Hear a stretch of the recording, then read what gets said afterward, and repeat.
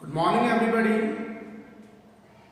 After the completed partnership account, now we are going in today's class a new topic, company accounts. एक नया topic हम start करेंगे. Partnership की जो basic theories वगैरह थी वो हमने क्लियर कर ली है. General introduction of partnership, admission of a new partner, retirement and death of a partner and dissolution of partnership form. एक बेसिक थ्योरीज थी हमारे पास जो हमने क्लियर कर ली है. बट आज की क्लास में हम डिस्कस करेंगे कंपनी अकाउंट. एक नया टॉपिक आपके पास में है, थोड़ा बेसिक आपको क्लियर रखना पड़ेगा. तो आज की क्लास में हम बेसिकली इसकी जो थ्योरीज है वो क्लियर कर रहे हैं. First of all, company account. What is the meaning by company? What is the meaning by partnership? When two and more than two persons are engaged to do any financial activity in a particular financial year to object a earned profit is known as partnership. एक definition के बिहार पे आप चल रहे हैं, characteristics भी important होते हैं, फीचर्स वगैरह भी होते हैं. तो पार्टनरशिप की भी एक डेफिनेशंस थी, उसके बाद आप उसकी कैरेक्टरिस्टिक्स वगैरह, फीचर्स वगैरह कर रहे थे, टाइप ऑफ पार्टनरशिप. बट आज हम कर रहे हैं कंपनी अकाउंट. तो what is the meaning by company? Normal way में अगर मैं चलूँ, company, meaning of company, a company is an artificial person created by law having a separate entity with perpetual succession and a common seal. Company एक artificial person होता है, association of person होता है जो एक सेपरेट एंटिटी मेंटेन करती है अपने मेंबर्स से, जिसके परपेचुअल सक्सेशन होती है. फिजिकल एक्सिस्टेंस उसकी नहीं होती, परपेचुअल एक्सिस्टेंस अपने पास में जो सक्सेशन है, और उसकी एक कॉमन सील होती है जिसके ब्याह पर वो काम करती है. फर्स्ट डेफिनेशन हमने ये ले ली. नंबर 2, सेकंड डेफिनेशन जो हम थोड़ा मॉडिफाई करके अपना डेफिनेशन ले रहे हैं. A company is an artificial person created by law and has a separate entity from its member.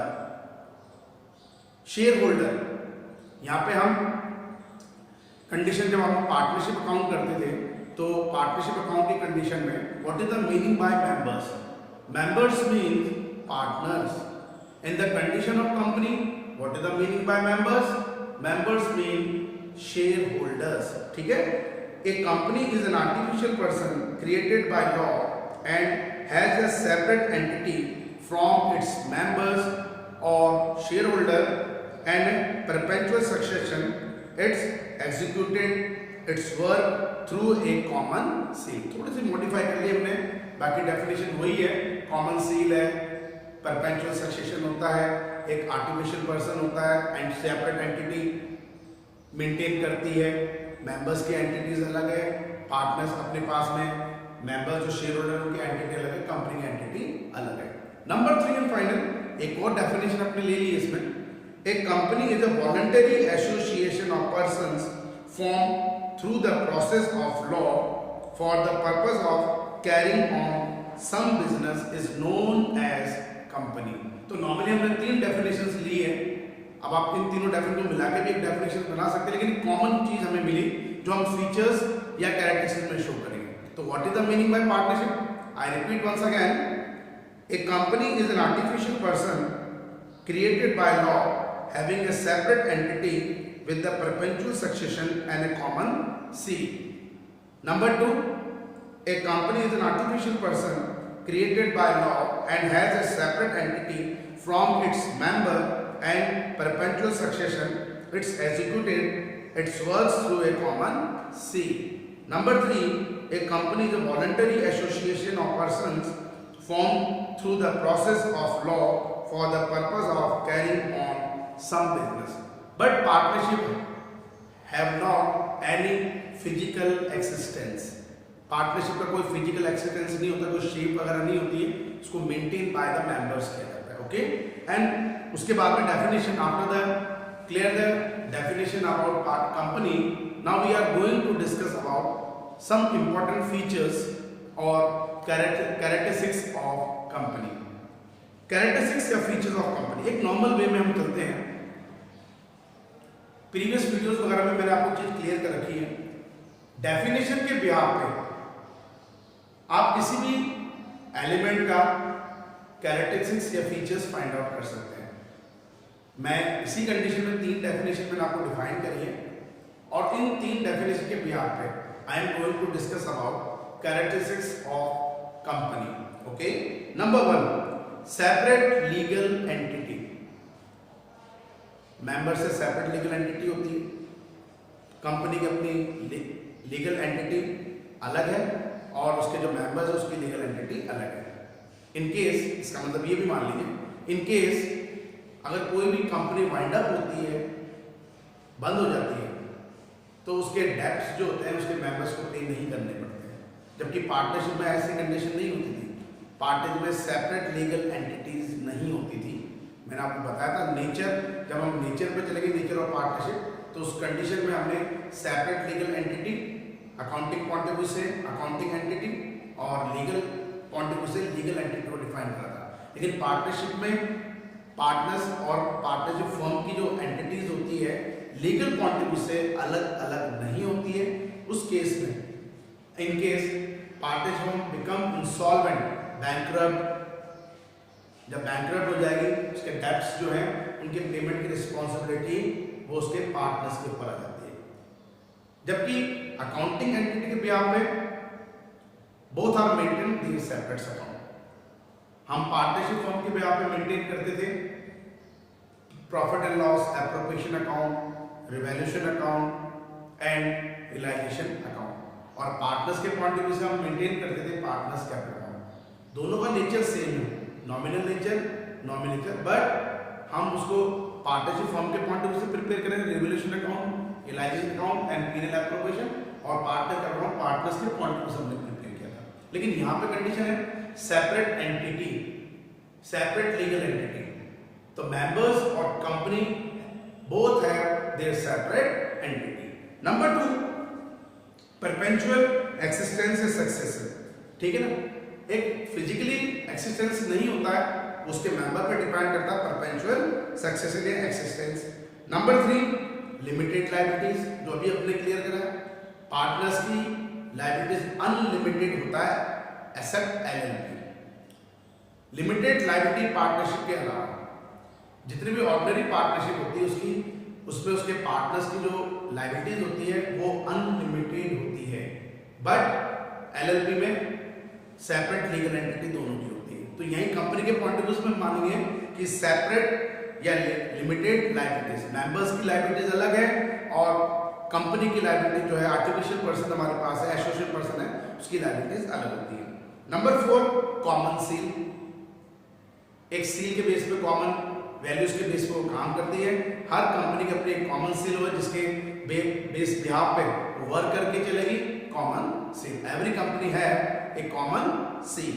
Number 5, it is an entity incorporated under the Company Act 2013 or any previous company's laws. 1956 Company Act 1956 में अलग loss चलते थे company को लेके, but presently we maintain our company account according to Company Act 2013 and 2014. तो all kinds of company incorporate होती है किस एक्ट के according? Presently company act 2013 and 2014, but previously कोई कंपनीज थी वो एक्ट अपना अलग फॉलो करेगी 2013-14 से पहले। Number 6, the share of company. अब यहां पे एक मेन चीज है, what is the meaning bye share? हम अभी इसको डिस्कस करेंगे कंपनी के बाद में। What is the meaning by share? अब इसको हम नॉर्मल वे में क्राइटेरिया में ले रहे हैं। The shares of company are freely transferable except in the case of private company. कोई कंपनी भी बड़ा नॉर्मली 3 तरह की होती है। There are 3 kinds of company: public company, private company, one person company, OPC। ये आगे का टॉपिक है हमारा, एक थ्योरिकल फॉर्म में हम आगे डिस्कस करेंगे, बट अभी हम क्या मान रहे हैं? The shares of a company, क्योंकि मेन कंपनी का काम ही क्या होता है? शेयर्स इशू करना, इन्वेस्टमेंट लाकर पैसा इन्वेस्टमेंट करवाना आउटसाइडर्स का, किस फॉर्म में? शेयर्स के फॉर्म में। The shares of a company are freely transferable except in the case of private company. Private company share को मार्केट में इजीली ट्रांसफरेबल नहीं कर सकती है, वो अपने मेंबर्स को ही, वो अपने एम्प्लॉयज को ही, अपने डायरेक्टर वगैरह को ही ट्रांसफर कर सकती है, इंटरनल पर्सन को। बाकी उसके अलावा जो पब्लिक कंपनी होती है वो अपने शेयर को फ्रीली ट्रांसफर कर सकती है, कोई प्रॉब्लम नहीं है। Number 7, it is an artificial and intangible person. Company एक आर्टिफिशियल, हम इसको पर्सनल अकाउंट में नोट करेंगे, लेकिन एक नेचुरल पर्सन नहीं है, it is a artificial person as well as intangible person, जो दिखता नहीं है हमें। इंटेंजिबल मतलब जो दिखाई नहीं देता है। तो company is a artificial as well as intangible person. Number 8, company is managed by the board of director selected by the share holder. Investors होते हैं, कंपनी में पैसा इन्वेस्टमेंट करेंगे in the form of shares. धीरे धीरे वो share holder एक तरीके से क्या करते हैं, एक ऑनर बन जाते हैं अपने कंपनी के लिए, और उस कंपनी के बिहाफ पे वो अपने डायरेक्टर को चूज करेंगे जिसके बिहाफ पे बिजनेस ऑपरेट होता है। तो company is managed by the board of director which will be selected by the share holder. ये कुछ कैरेक्टरिस्टिक्स हमने कर ली है, वैसे मेन 3-4 कैरेक्टरिस्टिक्स होती है, बट ज्यादा आपको इसलिए बताते थे कि आपको पॉइंट जो अपने पास में ध्यान रखें। नेक्स्ट पॉइंट सबसे इंपॉर्टेंट चीज, what is the meaning by company clear? How many kinds of company? There are 3 kinds of company.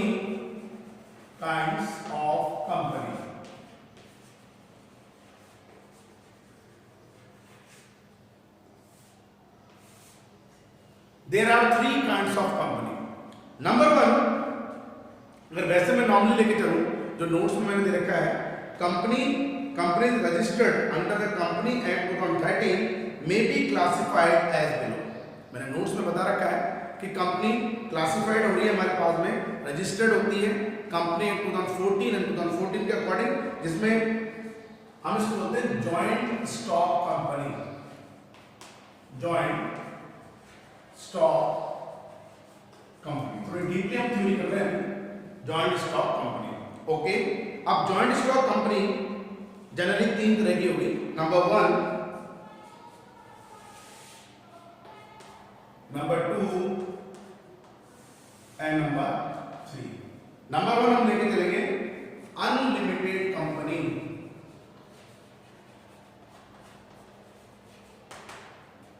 What is the meaning by unlimited company?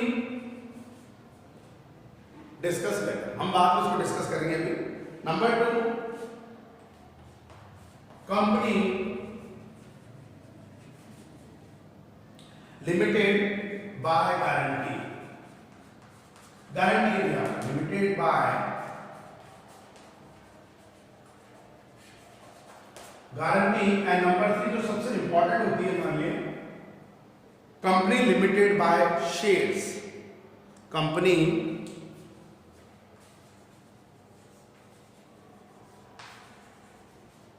Limited by shares.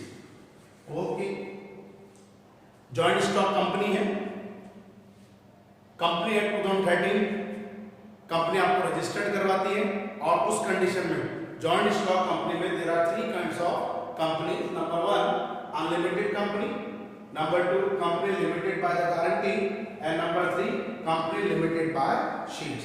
अब company limited by the shares में हम इसकी 3 categories करेंगे, जो हमारा practical part भी होगा। Company limited by shares, इसके सब क्लासिफिकेशन अगर मैं करूं तो देयर आर 3 सब डिवीजन या sub classification of company limited by shares. Number 1, private company. What is the meaning by private company? हम इसको डिस्कस करेंगे अभी। Number 2, public company.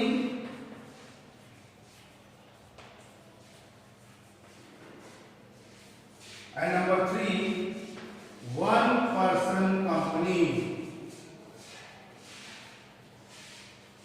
OPC short form है, one person company OPC. Okay, तो joint stock company के behalf में हमने इसके 3 कैटेगरी करी है, unlimited company, company limited by the guarantee, and number 3 company limited by shares. और कंपनी लिमिटेड बाय शेयर्स हम इसकी 3 सब कैटेगरी कर रहे हैं। Number 1 private company, number 2 public company and number 3 one person company. But first of all now we are going to discuss about unlimited company. Unlimited liabilities जो होती है इसके members की अनलिमिटेड होती है नॉर्मल में। अब मैं इसको सिस्टमैटिक तरीके से एग्जांपल मैं आपको डेफिनेशन में डिफाइन करूं, such company where there is no limit on the liability on its members. ऐसी कंपनी जिसके मेंबर्स के ऊपर उनकी लायबिलिटी अनलिमिटेड होती है, लिमिटेड नहीं चलेगी, that is known as unlimited company. Its mean when the company suffer losses and the company's property is not sufficient to pay off its debt, the private property of its member will be used to meet the claim of the creditors। बिल्कुल partnership की तरह। Unlimited company का मतलब ऐसी company जिसके members जो होते हैं उनकी सेपरेट लीगल, मतलब ये अपन बोल सकते हैं और कि लीगल एंटिटी के बिहाफ पे कंपनी और मेंबर्स उसकी कोई सेपरेट लीगल एंटिटी नहीं होती है। इन केस कंपनी के अगर डेट्स ज़्यादा हो जाएंगे और वो पेमेंट करने में अनेबल है तो उसके जो मेंबर्स होते हैं वो पे करते हैं कंपनी के बिहाफ के ऊपर। Okay, as the risk involve in such companies is too high, so there are not found in India even through the permitted by the companies act. India में बहुत कम मिलेगी आपको। कंपनी एक्ट 2013-14 में जब तक इन कंपनी को परमिशन नहीं होती है अनलिमिटेड कंपनीज नहीं बनती। तो एक बार मैं फिर से इसको रिपीट कर रहा हूँ, what is the meaning by unlimited company? Systematic manner में such company where is no limit on the liabilities of its member. It's mean when the company suffer loss and the company's property is not sufficient to pay off its debt, the private properties of the member will be used to meet the claim of outsiders or creditors as the risk involvement in such company is too high। बहुत risky चीज होती है। so there are no found in India even through the permitted by the companies act। okay, ये first part हो गया। Number 2 company limited by guarantee. Members इसमें company को guarantee देते हैं कि अप टू इतने तक लॉसेस को हम जो है सफर कर लेंगे, हम एडजस्ट कर लेंगे, हम बॉन्ड कर लेंगे। तो कंपनी लिमिटेड बाय गारंटी। तो what is the meaning by company limited by guarantee? In case of such companies the liability of member is limited to the extent of the guarantee given by them in the event of the winding up the company. The liabilities of its member will arise only the event of the winding up the company. कि अब इसमें company के जो members हैं वो एक company को guarantee देंगे वाइंड अप की कंडीशन में कि ठीक है हम जितने भी आपके डेट्स है उसको एडजस्ट कर लेंगे वाइंड अप की कंडीशन में। ओके, इसे बोलते हैं कंपनी लिमिटेड बाय गारंटी। ठीक है, कंपनी किस बिहाफ पे बन रही है? गारंटी के बिहाफ पे। मैं दोबारा रिपीट कर रहा हूं, in case of such a company the liabilities of the member is limited to the extent of the guarantee given by them in the event of the winding up of the company, the liabilities of its member will arise only in the event of winding up of the companies। okay, ये second सबसे important, company limited bye share. कि company बन किसके ब्याह पर रही है? Shares के ब्याह पर। इन्वेस्टर्स वगैरह आएंगे, कंपनी उनको शेयर्स वगैरह इशू करेगी, तो company limited by shares. In case of such a company the liabilities of the member is strictly limited to the extent to the nominal value of share held by each of them। Investors हैं, जितने company के share करेंगे liability उनकी वहां तक ही चलेगी, तो company limited by shares. Shares holder ने जितने शेयर्स ले रखे हैं उनकी लायबिलिटीज, उनके मेंबर्स की जो लायबिलिटीज है अप टू वहां तक ही चलेगी। If a member has already paid the full amount of his shares he will not be liable to pay any amount. If a member has partly paid the share, he can be forced to pay the remaining amount during the expenses of company as well as during the winding up। Such companies may be subdivided into। अब इस company को हमने 3 category में divide करा है। Number 1 private company, number 2 public company, number 3 one person company. But मैं एक बार फिर से इसकी डेफिनेशन आपको क्लियर कर दूं। Company limited by shares, in case of such a company the liabilities of the members is strictly limited to the extent of the nominal value. Strictly है, strictly वो केवल नॉमिनल वैल्यू तक ही payment करने की responsibility रखते हैं। Value of share held by each of them if a member has already paid. अब इसमें भी कंडीशन है, अगर मेंबर ने अपनी नॉमिनल वैल्यूज को पूरी तरह से पेमेंट कर दिया है तो वो लाइबल नहीं होगा किसी भी फर्म की लाइबिलिटीज को कंपनी के कंपनी के लाइबिलिटी को पेमेंट करने के लिए, बट अनपेड अमाउंट तक उसकी लाइबिलिटीज चलती रहेगी। तो वही कंडीशन है, if a member has already paid the full amount of the shares he will not be liable to pay any amount. If a member has partly paid shares, he can be forced to pay the remaining amount during the existence of the company as well as during the winding up. अब इस तरह की company को हमने 3 sub category में, sub division में divide कर दिया है। Private company, number 2 public company, number 3 one person company. जो नेक्स्ट वीडियो का हमारा टॉपिक है, आज के वीडियो में हम इतना ही करेंगे। What is the meaning by company, characteristics of company, kinds of company, joint stock company में हमने unlimited company, company limited by guarantee, company limited by shares को डिफाइन करा है। ठीक है, आज के वीडियो में इतना ही। कल के वीडियो में हम अब डिस्कस करेंगे about private company, public company and one person company. Okay, thank you and have a nice day. Be safe at your home and do your study in a regular basis.